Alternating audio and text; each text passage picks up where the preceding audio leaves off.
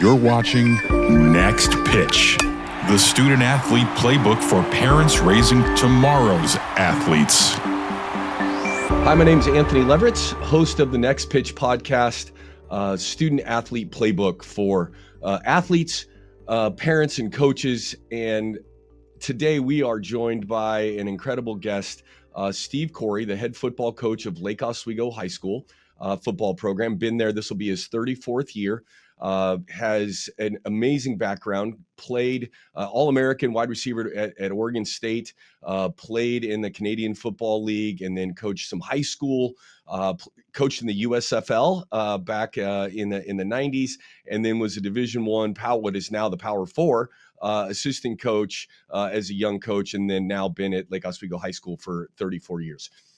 Really good football coach, obviously, but more importantly, the way he's built his program, the development of young people. And we're going to dive into his background, his philosophy, coaching, parenting, dealing with parents, dealing with young student athletes then and now. What does that all look like? And we'll get into all of those things. But super fortunate to have coaches as part of our show. We are joined today on the Next Pitch podcast by Steve Coury, head coach of Lake Oswego football program. I will have introduced you properly before we started today. Hopefully it was properly. But kind of give us your background. I didn't talk about your business venture either, but I want to kind of dive into that a little bit today as well. But just kind of give us your background and why we're sitting here talking today. Well, first off, appreciate being here with you. It's going to be a fun deal, and I look forward to it. You know, I come from a coaching family. My father, Dick Coury, was longtime coach in the NFL, coached with the NFL for about 27, 28 years. Before that, he was at USC with John McKay, and so I've been around it all my life, and my whole love in life was football, and then watching my dad being part of his teams initially at Mater Dei High School down in Southern California, being on the sidelines and going through that, and then USC and O.J. Simpson running the ball and Rose Bowls and all those kind of things. As a young kid, I just love football, and I love the coaching aspect of it, the playing aspect, and so I just followed my heart, really, and it led me to where I am today and those ventures that you had mentioned previous to this. So what was it like kind of coaching in the USFL, kind of a new league, in those days, a young coach? What was that like, being a part of a league like that? I'll tell you that the funny thing was, one of the receivers that I had, his name was Charlie Smith. He played for the Eagles when my dad was there coaching him. So I felt like this young guy coaching this old man. So, it was kind of interesting that the league was, because there were a lot of good players. I think when it abandoned after 3 years, a lot of those players went on and played in the NFL. So it was really good football. And I think that the springtime adventure that they tried to bring it into was good too. It was fun. It was exciting. And we were a nomad team. We started out in Boston, then we moved to New Orleans, and then we ended up here in the Portland area. So what a great experience, though, being around it and pro football and all that is, and then coaching at that level and learning from the people that I was around.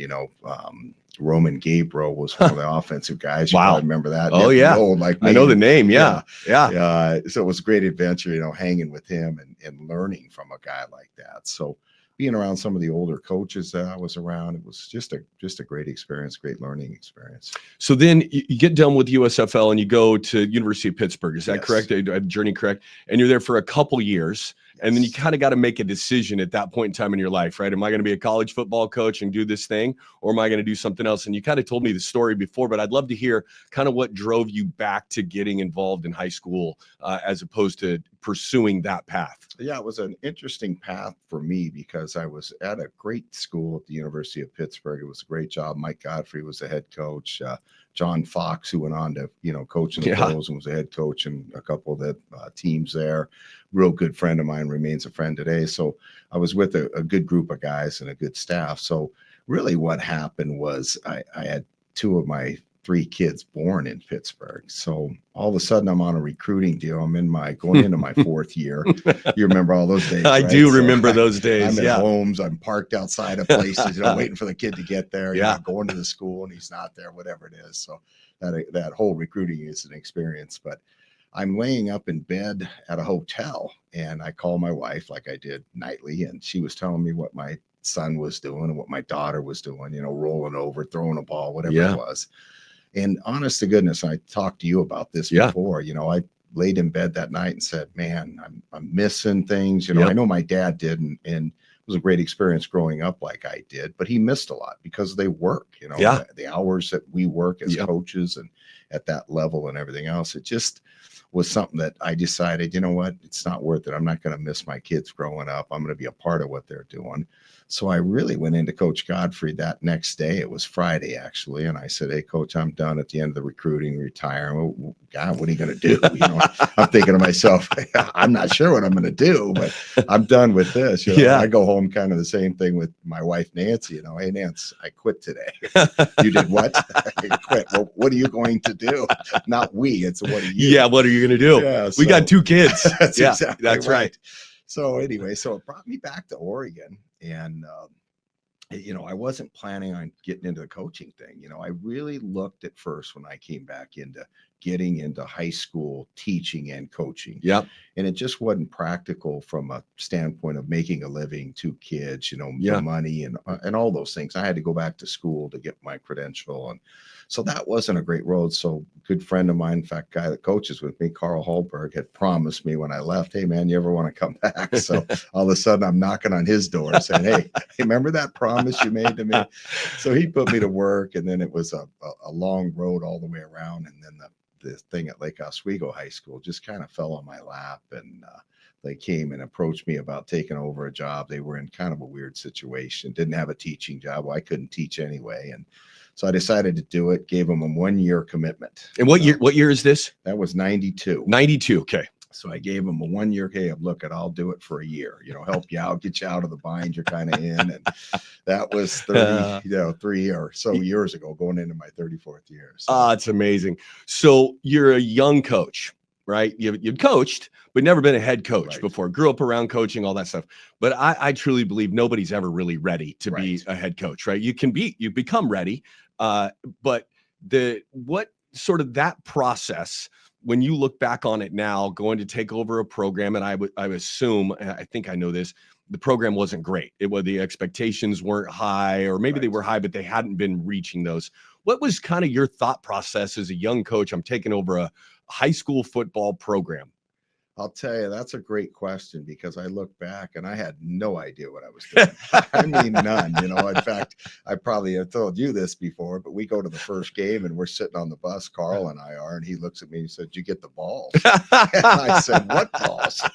Well, the footballs, equipment guy does. Well, I don't have that. So yeah, it was, getting into the high school deal and running the program. Yeah. I was really lost. You know what I mean? Yeah. And I confident enough in myself, confident enough that I knew football, took really the playbook from the USFL days from my dad and kind of scaled it down. And here's what we're going to do. It was back to the I formation, tight end, hammering the ball and all those kind of things that we were doing back in those days. And so I was really learning day to day. I really was. And the guys I had around me were just quality people, and they knew football somewhat. And together, we were so together as a staff and as a group of guys doing it for the reasons that we were doing it. And the football was secondary, although, it was important. And obviously, as time went on, we got better and better and better. And I would say to any young coach, and so the guys that are working with me now that are young coaches, each year, the experience you get, you'll get better as a coach, and you'll see things more than I did for sure when I first started out. So really raw. Yeah. So obviously now going into season 34, one of the most respected football coaches, I think high school coaches in the country. I'm sure people call you like, I'm going to take a job, or you've had a chance to speak with young coaches. What do you tell them about that experience that you learned, that if, don't make this mistake, or do be prepared for this? Like, what is your advice if somebody's out there listening that's just getting involved in coaching, at any level, you're coaching a team? What is that you're telling people? I'd say the first thing probably is keeping it in perspective, realizing where you are. It's not a profession with these kids, and it's still a game. I think we've lost a little bit of that, still being a game at Yeah. this high school level. Yeah. So keep it in that, and then get a good group around you. The guys that are coaching with you are so critical at any level, but especially at a high school level. They got to be on the same page. They got to have the same message. They got to be together. They got to be loyal. I think putting that group together might be one of the hardest things for a high school staff, because you're looking at guys that are probably teachers there. That'd be the first guys you would try to go to. And there's not a lot of those guys anymore that are teaching within the school that are coaches or guys that want to be coaches. We're fortunate to have a couple of guys that are teachers, but it's only a couple. So then you got to go outside of that. And then, if they're not friends and they're not people that then you're taking a chance on anybody that comes in, even though you interview them and everything else. Yeah. So I would say for a young coach, man, put together a staff that is going to be with you. And if they're not, after a year, make those changes. Don't wait around for them to try to come around. So it's an important step for a staff. For a high school coach, and I think this goes across the spectrum, not just football, but any sport that you're coaching in high school. Youth program, super important for the development and building and consistency through. And not every school has the ability to do that, but there's plenty of them out there that do. When did you kind of get into, hey, our youth program really matters. This is, something that's going to be the building blocks for us to have a successful, freshman JV varsity program someday. When did that become really important to you? You sound like an old coach, because that's well, I'm old and I used to coach, so I think I do fit that category. That is really an important part, and I didn't know much about that when I first started, the youth program, and that I knew it was there. Kind of interesting here, what was going on is there's two schools, as you know, in Lake Oswego, and it's not a real big town, and the schools aren't real big, and we both compete at the highest level here. So at the time that I took over, they had combined the two schools, Lake Ridge, Lake Oswego, into one youth program, which was great, and they were playing, and the numbers were okay, and so forth. What I found out after it's probably 3 years is that the board that was the youth board consisted of, I think it was 7 people, and 6 of them were from Lake Ridge, on the other side. I said, something right about something this, needs to change there. And they had a great program going, and they were kind of the ones that, statewide that people were after. And so the first thing I did after realizing that is, hey, we need to have our own program, So I divided that, and we started out with really low numbers. So once we did that and we were on our own, it was Lake Oswego's side, having the youth program. Then it was important to get the right people. And that's hard to do, because now you're dealing with dads, which that's great, but that can be tricky too. Yeah, we're going to dive into whole parent whole parent relationship thing. So I'm trying to set that up. We're trying to grow the numbers. We have an area, Westlake, which is an area that was just growing, and families were moving in, and so the chances of the numbers growing were good. And so I really prided myself down there in saying, we're going to run the program down there like we run the high school program. In other words, that youth program is going to be a part of what we're doing. It's going to represent me and the high school program. So the way you act at games, how you handle yourself, and all those things were going to be mirrored with our program. And I think that was really important. And once we got it to where, and I had to get rid of a few guys down there, parent-wise. Yeah. Once we got it to where everybody was on the right page, then it really started growing in the right direction. But that youth program, you're only as good as that youth program. You really are, because that's the future for you. And that's the kids coming up wanting to be Lakers in our situation. But it's key to a program. But I would piggyback on that. If you're taking over a program, one that's normally you're inheriting a program or getting a new job because that job was bad and there's an opening, right? There's usually a reason why there's an opening. It's very rare that great jobs just come open. But get so tempted just to dive into the older kids to win immediately. Right. And as long as you have faith that you're going to have a job and the administration is going to support you, diving into that youth program early and building that culture from the ground up for the long term, I think great advice for young coaches that are getting into a program, or old coaches that are taking over a program. Really focus on that youth program as a forethought, not an afterthought. Yeah, you're absolutely right. And integrate them into your program. Yeah. Have them come to practices. You go down to their practices. We have our kids go, play a little game against some of those teams and have them come up to our practices, get them in the locker room, the older kids, and experience that. So they really feel a part of it. And we had our games here and probably games around the country. The kids are walking around the track, and the whole idea is for them to dream of being the guys playing on Friday night that they're watching, So you're definitely right about that. Has to be a big part of the program, and the successful program's got that going in some realm or another. We're going to dive into the program component here in a minute, but I want to talk about parents. You just brought up parents can be tricky. You and I have talked about this extensively. I had after coaching college for 18 years, I coached high school for 4. And my policy was, don't talk to me about playing time or system, right? If you do, I'm going to cut your kid. And I'm going to discuss that on a different show one of these days. And I think it can be very effective because kids need to be able to someday get, they're going to want to raise, they're going to want a promotion. They have somebody next to them that they don't like in the workplace, and giving them that opportunity to advocate for themselves is why I wanted to do that. Plus I just didn't want to deal with that crap, but quite honestly, but you have a little different thought process about it. And I think both can be very successful. Obviously you've done it very well. What is your number one, for coaches listening, and then we'll talk about parents listening. For coaches listening, what's your advice on how to deal with parents? And I do mean deal with, because parents are a big part of, supporting their kids. They all want them to be the next great whatever. How do you deal with that? Yeah, again, the starting point for me really is I'm a parent first, and I really try to relay that to all of our parents. So if they can look at me and say, okay, here I'm parent first. So all of my thinking, all the decision making, everything else comes from a parent's viewpoint, right?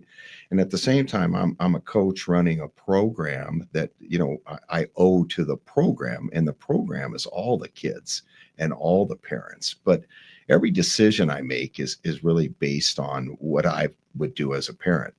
You got to communicate with kids, right? It's like raising your own kid. The more I communicate with them and tell them what I want them to do and how I want them to act and everything else, and then make them do it, with the discipline part of that, then the better off we're going to be. So the number one thing really to the parents is I'm a parent. All right. So the other thing that's got to happen is you got to treat them the right way. We have a rule in ours, and I think if any young coach is listening, this would be advice, right? We have a rule in our program. If we have 65 kids in the program, I tell our staff every year, I want the 65th kid to feel like the number one kid. Yeah. And I think that's really critical. Make the kids feel good, because they're sacrificing a lot being there.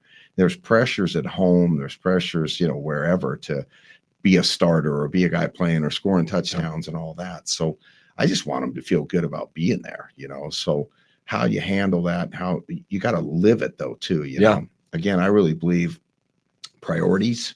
You set priorities in your life, and when you set a priority, you're going to make sure that happens. So we set priorities within the program. That 165th kid feeling like the first kid, that's a priority. And when you have something prioritized, you're going to make sure it happens. Yeah. And the coaches are going to make sure, and you're going to make sure that they make sure. And so, that's a big part of it in dealing with the kids, for sure. And then what do you tell parents, right? You have your parent meeting. Like, I'm going to have a kid in the program here, reveal the fact that my kid is part of your program here. For sure. But so a parent comes in to talk to you. How do you deal with that? Like, here's the thing I tell the parents. Okay, so I'm looking at you, telling you, okay, Yeah. you're a parent, so Yeah. here it comes, right? Yeah. My door is always open. You can come in anytime. And I think you know this anyway, just the dealings you and I've had as friends. But I will tell you the truth. And sometimes, I think this is really key, sometimes the parents don't want to hear the truth. And the truth might be, hey, your kid's misbehaving up at the school, or hey, he doesn't practice hard, or hey, he's lazy, or whatever it might be. But it's the truth of what's going on. And I think, if people can deal in truth and communication, then it's hard to sit across from the coach and argue about it. You know? If they know I love them, I treat them like, they want to be treated. And then I communicate with them. They know what's going on. And then I'm telling you, if you want to come in and talk about it, let's do it. but I'm going to tell you exactly what the truth is. I think that's important. And really, I've been very fortunate. I haven't had a bunch of disagreements and parents come in, real mad. It's hard to do that if you're treating the kids right. Yeah, it is. It really is hard to do that as parents. You and I both are. You know what I mean? It's hard to, hey, coach is treating me right. He puts his arm around me, tells me he loves me. No, I'm not playing. And I'd like to play, but I'm not treating him wrong. You know what I mean? Yeah. And it's kind of funny too. When parents come in, one of the first things I ask is, does your son know you're in? Oh, no, he doesn't know I'm in here. Yeah. Don't say anything. And I never do, you know what I mean? But it's just kind of funny how, no, he doesn't know I'm in here. Don't tell him I'm in here, Yeah. Well, is he upset? Are we treating him wrong? That's my next question. Yeah. Well, no. And then right away I'm saying, well, then why are you in here? But go ahead, Yeah, because parents have to know you want to win, right? And you're going to put the best people on the field. Right. And so if your kid's not playing, there's typically a reason, and it's not about them as human beings. It's about someone's better than them. And I just really believe, parents, when there's the kids at home, it's about playing time, giving them that, hey, go talk to coach yourself. Go sit down with them. Good and advice. It's just a great opportunity. I'm not playing as much as I want to, coach. Someday I want to race. I'm not playing as much as I am. I want to race someday. Those two things correlate and gives them an opportunity to be able to practice real life in football or basketball or volleyball or whatever they're playing. That's a great point. Parents kind of overwhelm it sometimes. They overwhelm the kid. Don't give them that chance to do that. That's great advice you're giving is, hey, go in and talk to the coach. Yeah. Ask him what's going on. And then if they don't get the answer, or the kid's confused, or he's hearing different messages or whatever, then the parent can kind of come in and be the adult. Here's what we're hearing. Here's what he's hearing. Here's what he doesn't understand, whatever, and communicate that part to you. That's really good advice you're giving them. Do you talk to kids about parents? Do you with your players? Do you ever say, hey, if your parents are talking to you at home, do you ever have those kinds of conversations? I haven't really talked much about, hey, how are your parents feeling, or hey, if your parents are, because again, we have that meeting like you alluded to, before the season starts, where all the parents are welcome and kind of open the door, tell the policies and all that. And again, the policy is come in anytime. And again, I think when I look in the mirror and I know that the program's doing the things that I'm saying it's doing, I'm not just saying it to say it, and we're treating the kids right, and we're talking about personnel, and we're getting the best guys on the field, moving guys, whatever it is, I know we're doing the best thing for the kids. What more is there? Yeah. What more is there? There isn't, right? And I think, I've talked about this on the show before, but I think there's a point for me to bring up with this platform is parents, if you're listening, when the game's over or practice is over, tell your kid that you love them and you love watching them play. Yeah. And we had a rule that there's no talking about the game for an hour after the game. And a lot of adrenaline and emotion wears off, and then you can have a different kind of conversation. But the last thing a kid needs to hear is that they didn't catch a ball, or they missed a shot, or that Johnny or Susie should be playing over that kid, or their coach sucks, right? Like, they don't want to hear that after the game. They want to hear, I love you and I love watching you compete.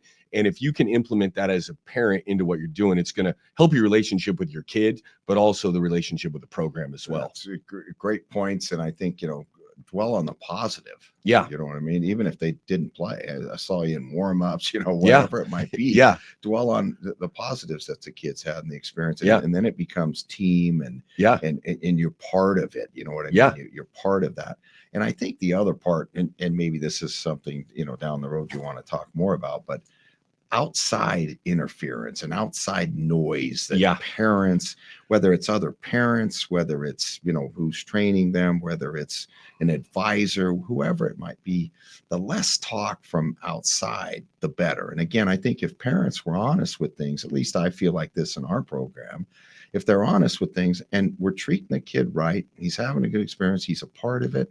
Again, what more do you want? Yeah, we want him to score, want him to play and all that. Well, he's not as good as the guy playing. That's right. Or there might be some other issues. And then when you come in, I'll tell you what those other issues are, type thing. So that's great. So I've heard this from multiple people as part of your program. And I think if I was ever coaching again, I'd want somebody to say this about my program, that I've heard this: winning is a byproduct of everything else that you guys do within the program. And obviously winning is important, right? You want to win. We want to teach kids how to win. But you're talking about the 65th kid having the same experience as the number one kid. How do you do that? Like, what is having a prioritized, but also like how? What are some of for people who are listening to this, how do you make that experience for number 65 just as good as number one? Well, there's a couple things that we do within the program that I think get that accomplished. Number one is I have our coaches, when we first start out the first couple of weeks, and we're stretching, which to me is a big waste of time anyway. They're sitting on the ground and I hate stretching. I hate stretching. I do too. But the one thing it allows the coaches to do is I have them go around, pick 5 guys that they don't coach with, so if I'm the offensive line guy, so now I'm working my way around in the stretching and I'm hitting the receiver guy and I'm hitting the DB guy and just, hey, how you doing, Johnny? And hey, how's your mom? Hey, what'd you do all summer? Whatever it might be, just a little conversation. That's the first thing. The second thing is I have our guys learn every kid's name, first name. I've never had tape on there, Smith and whatever. They learn their names so I can call them by their names. The other thing is we film our practices. So I spend my time going around. First off, I go around to every kid every day and shake their hands in the line that they're stretching. Just that for coaches, if they can just learn to do that, that means a ton to a kid, because you don't know what happened to that kid during the day. You might be the first kind word that they've heard all day long coming from their coach. It could be huge. That's a great point. And as you go around, and other coaches are doing it too, and you call them by name. Yeah. Now they know, you know who they are. Yeah. For sure too. So that's really important. And then with our films that we do, so when I'm going around and seeing the kids, I mention something to them. You know what I mean? Hey, Anthony, good block the other day on Jim. Man, I saw you. So now they know I'm watching them too. Yep. The other thing is after a game, and you've been there many times, is we have a group. We do it outside for the people that are listening. I was going to bring this up. I'm glad you did. This just materialized. Yeah, how did it? Go ahead and explain it. But then also, how did this happen? It's amazing. How it happened was that when our locker room, I'll show you next time we're in there. Yeah. But the lockers went like sideways. Right? Okay. So I'm standing at the front and I'm talking to the team. And I can only see about 4 guys. Yeah. The other guys are probably asleep and they're doing something else. I have no idea what they're doing. So after I said, okay, I'm going to keep them out after the game so I can look at them and talk to them. And that's what I did. And then pretty soon a couple parents kind of came out there, and then a couple more. Now, as you know, it's the thing to do. So after the game, people rush to get close enough. Someone's asked me about using a megaphone. I said, no, I'm not using a megaphone. But anyway, so they kind of gather right there. So in that huddle after the game, one of the first things I do is thank the scout team guys. Well, the scout team guys are the guys holding the bags, or they're the guys that are standing, not getting all the reps with the first team guys, but they're vital to the program. Yeah. Numbers is vital. Yeah. A guy holding a bag, giving us a look, being able to see the card, all those kind of things. So I thank them, make sure they know that we appreciate them. So we do a lot of things, I think, within the program to make everybody feel good about what they're doing, feel good about being a part of it. We'll do a few fun things during the course of the year, after practice, put a couple guys out there to catch punts. And if they catch 4 of them, they don't have to run or something, but it's guys that are way down the line guys, that may never play it in a game on a Friday night. And then the games, when we get ahead, and again, you followed us for some years, we get ahead. We're not interested. I'm not interested in scoring 60 points. I'm not interested in the running back, who's a great one, getting 10 more carries and 100 more yards and breaking a record maybe, and on and on and on. So as soon as it gets out of hand, then I start playing kids and try to get kids on the field on a Friday night. So there's so many little things you can do to make kids feel good about being a part of it. And then you don't have a lot of dissension and things going on within the locker room and a guy's discontent and so forth. So easy to do, though. It's an easy process, in my opinion. Well, and I think you said it early, right? You prioritize it, and then when you have a priority, then you have a plan around it, and then you operate the plan, right? And you just make sure that everybody's a part of it. I want to get back to coaches here. You have a routine, right? I think routine is critical in a season, in a program. that kids get used to the way things are done, right? Like, and your routine after games is obviously it's the same every single time. Everybody knows it's just trained. We're going straight over to wherever Coach Coury ends up, and we're going to go listen to him talk. Do you have a routine during the year of, this is going to be how we get prepared? You have a plan and you follow through on that. Is that something that's important to you, to your staff, the way your kids learned, allowing them to be able to compete and play fast on Friday nights, being comfortable with that routine and that plan leading up to game time? I think that, the routine part of it, I don't start things too early. I don't make things mandatory for kids, before we get started into a mandatory time frame. So it's a little bit tricky to be, and I'm probably not the most organized guy. I need guys like Coach Hubley and other guys that really do it. Hire people that are better at you at things that you're not good at. There you go. Right. That's brilliance, is what that is. Smart move. Yeah. And I've done that too. So they're all around me. But, I don't overdo it with the kids because there's so much in life and that they're involved in now, that they need to do and have fun.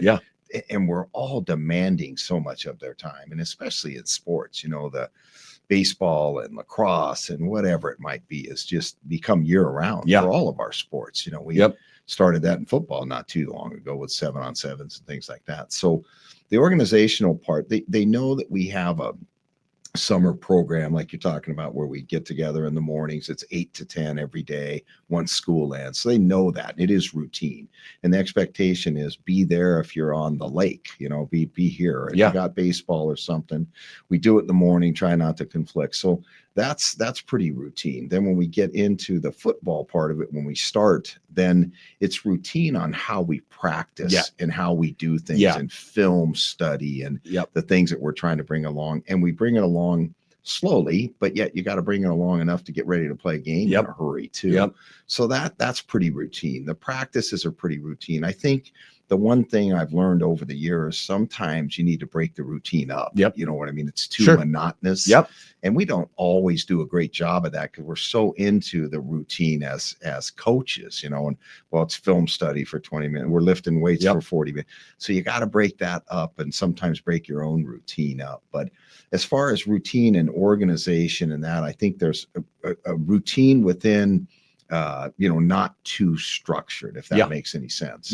No, it makes perfect sense. And I think a lot of coaches out there, listening, just have a plan, right? Like that you have a master plan and then you operate that plan. Because if you try to just wing it, there's going to be, don't have practice plan or it's unorganized practice plan. Make sure that routine is something, or that plan that you have is operated, because kids get comfortable knowing I'm showing up today and we're going to be working on something that I'm going to learn. Right. And if they're guessing on that all the time, they're not able to perform on Friday nights the way that they should be able to perform. Definitely got to have a plan so they know what's coming and what's going on too. All right, let's talk about high-level athletes. You've had quite a few of them over your time. That's what's made me a good coach. Yeah, that's right. Well, I'll tell you what. That's what I tell people all the time. Really good players make for really good coaches. Right. Bad players make for former coaches. That's how that works. So in you 1 through 65 want to have a great experience, right? But you also have guys that want to go play at the highest level. You got guys on your team right now. You've had them in the program forever. How do you approach building out a holistic program that allows your 65th person to have a great experience, which you've talked about, but also then the high level guy that wants to go be a big time dude someday? How do you manage giving them what they need while also providing that 65th guy that same experience? I think that, in the guys that we've been fortunate to have that have gone on to a high level, I think what they have and what the other guy who doesn't have that God-given ability are really one and the same. But it's how they utilize it. You know what I mean? So you've seen our weight room. We got a great weight room. We got a guy by the name of Mark McLaughlin who is unbelievable as our weight and strength coach and does an incredible job with the kids. He has the same program for all the kids, so it's how much you want to invest in it. And you get those high quality, high performing kids, they excel, so they're lifting more weights. They may be doing more reps. They're in there every day. That's for sure. Yeah. And the other guys that, let's say, doing the same thing, but don't have that ability. Well, you know what they're going to learn? They're going to learn discipline. They're going to learn how to work out. Yeah. They're going to learn things for down the road, and their life's going to help them no matter what they get into. Good health, good nutrition, all those things are part of the same thing that the guy that's going to be able to go on with all his God-given talent. But I tell you this, I would say this, and I know you've seen the same thing in your world. There have been many guys, many might be overstated, guys that have been blessed with a lot of talent and haven't done that.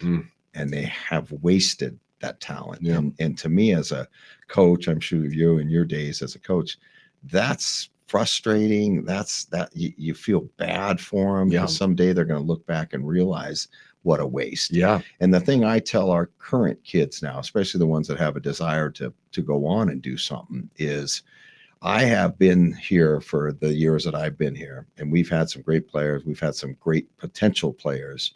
I've never had a player that left our program that didn't have good work ethic and knew how to work hard and try to achieve at the highest level, that all of a sudden went to college and learned how to do it. It's too late. That's right. You know what I mean? It's That's exactly right. You get there, and what happens is those kids get there and they realize, wow, this is hard. And they may get a full ride, or a scholarship of some sort. And they get to that school, and man, it's demanding. They're up at 5 a.m. They're, wow, we're practicing again today. This is work today. You got to be kidding me. So it's work, and they just haven't learned how to do that. And then it's going to catch up with them in life too. So that they all have the same, chance. They have the same, structure, all those kind of things. Now, what do you do with it? Yeah. And it fits at all levels of playing and how good you get and how far you go and all that. And then it's going to help them, like you've said before, in life. Yeah. It's the best. I think it's the best classroom for life that you could ever have. Is that obviously we need academics is a big part of kids' lives, and they need that too. But the opportunity to be part of a team sport and learn that people are relying on you next to you, and you're relying on them. And if they don't do their job, you're going to not be able to do yours the right way. We know in the workforce. Yeah, it's exactly right. That's what it is. It's a critical learning environment that, if handled correctly, which is why we're doing this, right?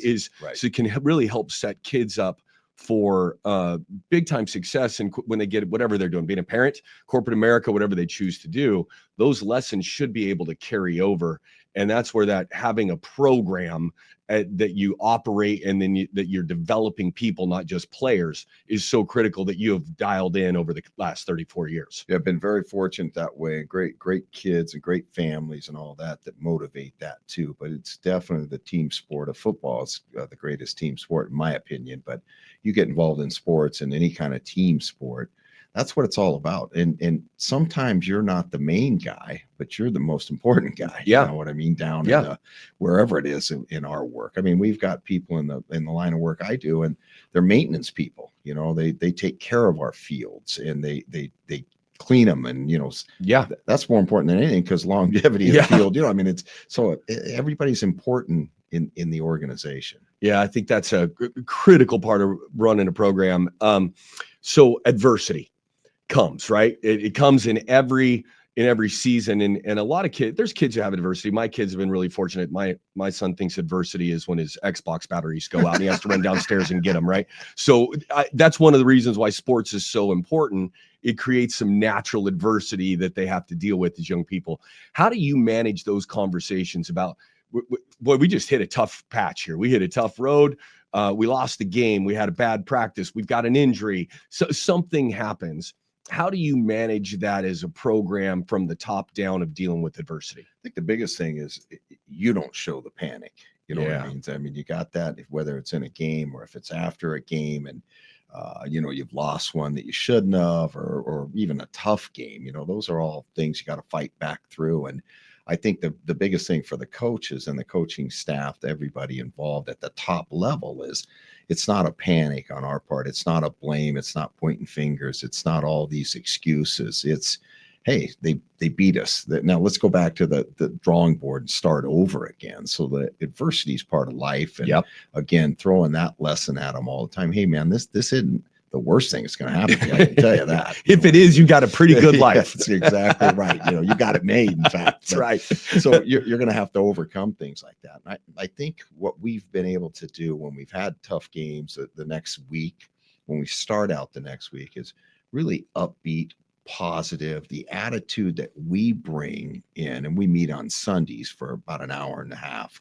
So the attitude you have there is, wow, you didn't hardly lose. You can't feel that loss. Now you're going to go over things and but you're not going to hammer on all the negative things, and you're not going to keep going back and forth. And you're surely not going to come in low and down and disappointed and, negative and all those kind of things. Just the opposite. It's upbeat. We might even shorten a practice afterwards. There was one year we were getting ready to go into a playoff, and in first playoff game, and we lost the last game. It was against Lake Ridge at the time. And the next day was Monday that we went to practice. I loaded him in a bus and we went bowling. Yeah.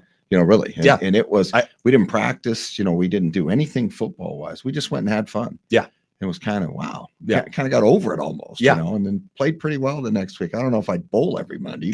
But I've done similar things, right? When at the times kids think coach is going to be upset today, it's going to be a horrible film session, play wiffle ball, right? Like you do something to change that up. And I think the point you just made is so important.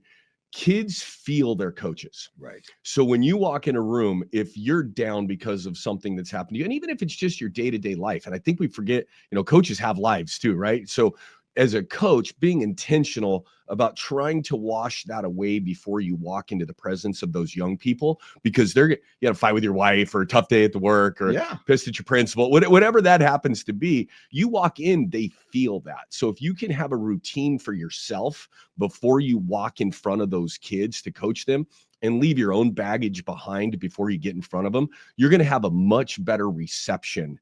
And because you want them to be positive, but if you can't be, it's really hard for them to feel that. So I assume you do that naturally. You're right. And you can't hide that either. You know what I mean? They see right through it. Kind of on that same line, growing up for me, one of the things that really stuck with me is when there was a time when my brothers and I come from a family of 7. There's 4 brothers, 2 sisters, but we disappointed my dad. And I don't need to go into what happened, but he was very disappointed, right? And that's how he came across. So it wasn't, hey, get a belt out. It wasn't, hey, you're restricted now. You can't go in, all that stuff. Yeah. So that is a big, I'll call it a weapon. Yeah, that absolutely. I use with our players. Yeah. And sometimes it's the whole team. Sometimes it's 1-to-1.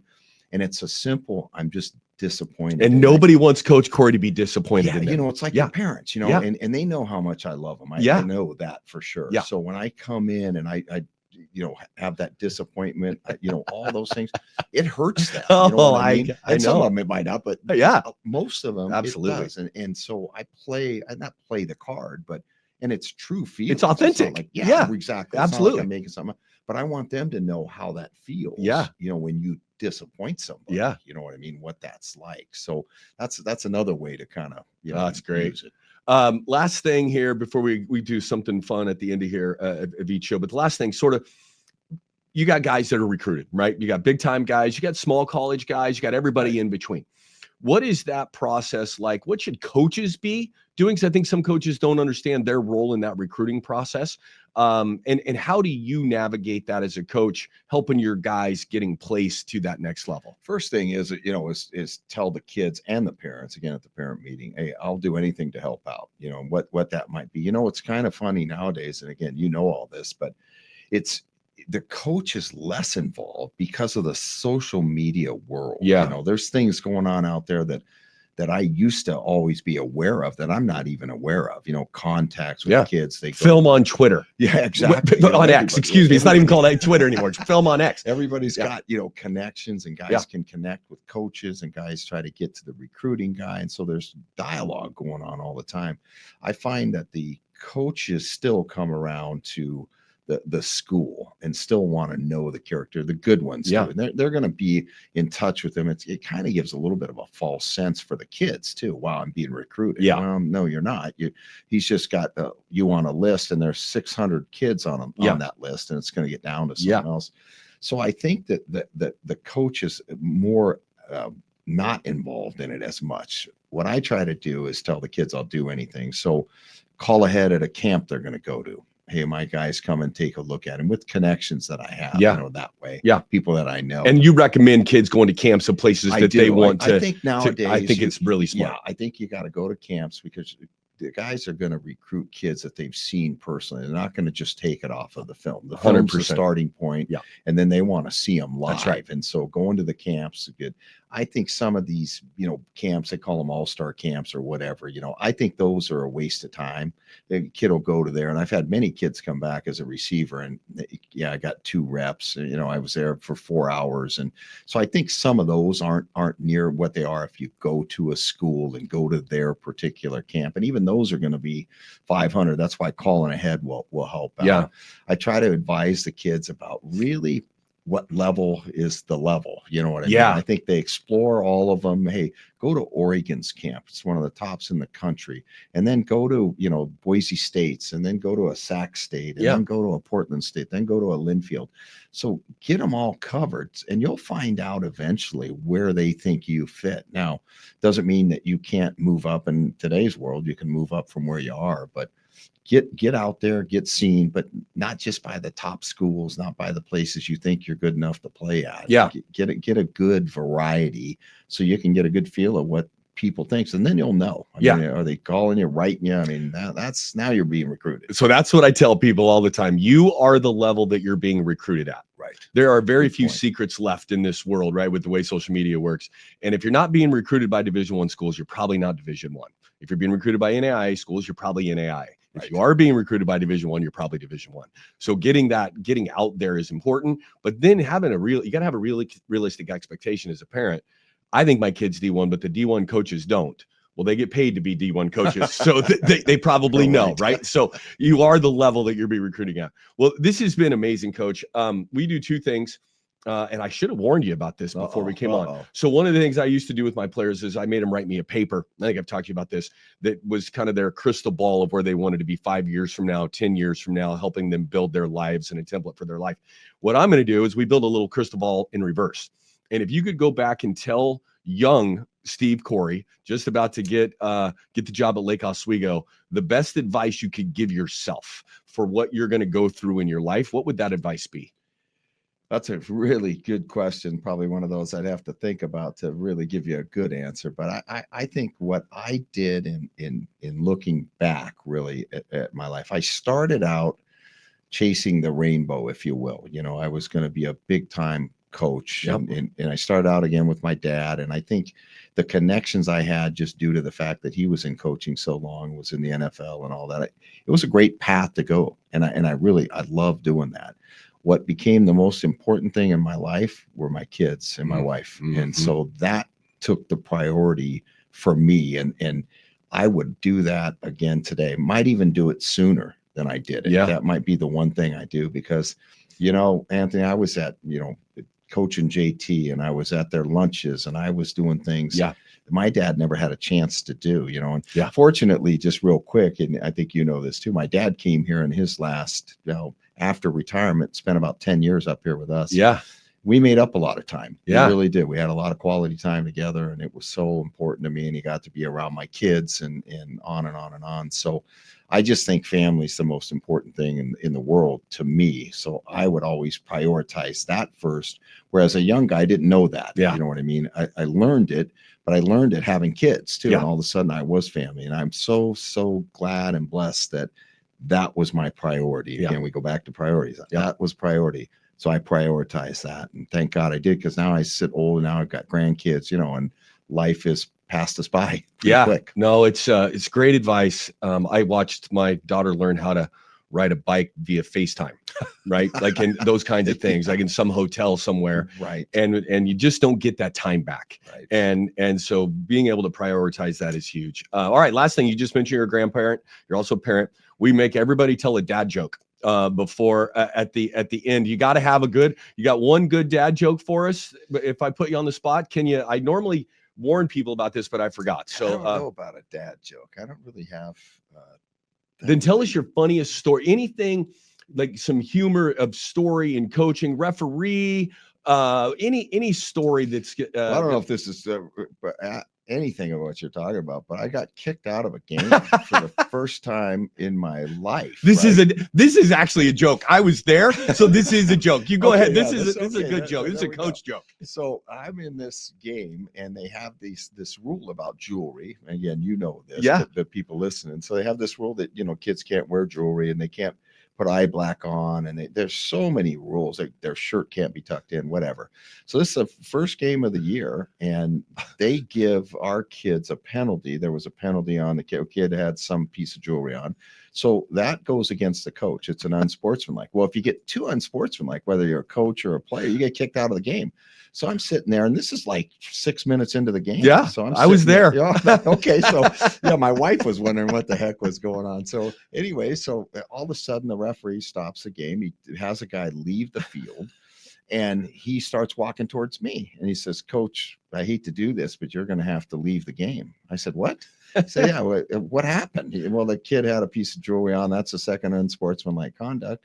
So I get kicked out of the game. I'm walking out of the game. My wife's looking down and thinking, what the hell is going on down there? And so I'm kicked out of the game. I'm kicked out of the second game. I know. Because you have to sit out the second game too. And it was the most unbelievable thing. And again, you got to have discipline. The kids should know what the heck they're doing. So I can't blame myself, but give a 33-year-old or 33-year experienced guy just a little bit of a break. Come on and say, hey, one more on your. Yeah. No, I didn't do that. It was an example, I think, for him. I think if you knew you were going to get kicked out, you probably could have got your money's worth instead of it just being find a ref I don't like and go after him. I was so shocked when I'm walking out. I didn't even yell at him. I didn't even act up or anything else, And I'm in the locker room. So this is funny. Okay, there's another part of the joke. Okay. So I'm in the locker room, and I'm sitting around. I can't do anything. I can't get headphones, can't listen, anything. So I'm looking around in the locker room. This is our coach's office. It's a mess. So I get the vacuum out. I vacuum the office, and I make sure it's clean. Our coaches couldn't believe it. God, Coach, what the hell were you doing? I said, I'm just trying to occupy time. These are the stories. So my former boss, who recently passed away, he was the head coach of Southern Oregon University for a long time, got kicked out at OIT, and that rivalry between Southern Oregon and OIT is big time. This was before I worked for him, but the great story. He got kicked out and went underneath the bleachers and was coaching from underneath the bleachers. So the assistant coach is calling something at this end, and then the point guard's changing the call because he can hear Coach Mack from underneath the bleachers. The things we do, right? The things that we do. You should have told me that before, and I would have maybe been somewhere in that stadium. Well, Coach, I can't thank you enough for coming in and spending the time with us. We'll have to do this again down the road. But I really appreciate you taking the time to come and visit with us. Having me, man. A lot of fun. Look forward to getting together again. Okay. Just finished up an incredible interview with Coach Coury, Steve Coury of Lake Oswego High School. And we talked about multiple things. What a rich experience he has and what he's done over the course of his career. Most importantly, developing and mentoring young people and helping them get ready for life. And really kind of want to dive into some of the topics that we talked about just from my perspective. Culture, number one. He started talking about it from the beginning and creating a culture within your company, your organization, your team, really, really keeping that as a priority. And what he talked about was that their culture is defined by everybody having the same experience, whether you're the best player, you're the number 65th best player. And we were talking on our way out to get his parking pass. He talked about how important that is to him and how he wished he would have kind of thought through that sooner. And I just, if you're coaching a team and think about these kids as people, and you have a classroom to give them the best learning they're ever going to get about what it's going to look like later on in their relationships, in their lives, in the workplace, and creating that culture that everybody is treated equally. That doesn't mean everybody gets the same playing time. That doesn't mean that everybody's going to score all the points. That doesn't mean that. It means that everybody's treated equally. And then I think the other thing, or one of the other things that he talked about that was so important, is that parent-coach, parent-child relationship. And I talk about this all the time, and not that I do this perfectly. So I sound like I'm on a soapbox here, but I'm talking to myself every time I talk to parents about this. But dealing with coaches is one of those things that if you take that out of your kids' hands, you're taking out an opportunity for them to learn. And know that, someday they're going to need a raise, they're going to need a promotion, they're not going to like somebody that they work with, and giving them and empowering them to go have that conversation with their coach can be some of the best learning that they ever have. Now, you got to be ready to hear the truth. I want to play more. Well, you're not as good might be the answer. You have to be ready for that. But being able to learn how to have that conversation, I think, is really critical. And then finally, adversity. Life is full of it. It comes in all shapes, sizes, and sports is that opportunity to learn how to deal with it in a very safe environment. And as coaches, what we model and mentor to our people is going to be a lot how they handle that. And Coach and I talked about this, but I think it bears repeating. If you've had a bad day as a coach, you take a loss hard, you had a fight with your boss, you had a fight with your spouse, whatever that is, something negative that is happening, it's okay to let your kids know that you had a bad day. That's fine, to be honest. But coming in and putting that into and onto your kids is something that you don't want to do. Try to figure out a way to mentally kind of wipe the slate clean before you walk into the room with them, before you walk into the gym, onto the field with them. And I think if you do that, they're going to see you handle adversity well. And then that will be for them how they go about handling adversity for themselves. Model that behavior of how you want to have that happen. And then if it's always positive, or as positive as you can be, when those things naturally happen in games and situations where you want them to be able to stay level and go through it, you're going to see that positive reinforcement that you've showed them and modeled for them happen in those games that you want them to handle adversity. Again, thank you for joining us on Next Pitch Podcast. We are excited to be bringing this series to you, and we'll talk to you again soon.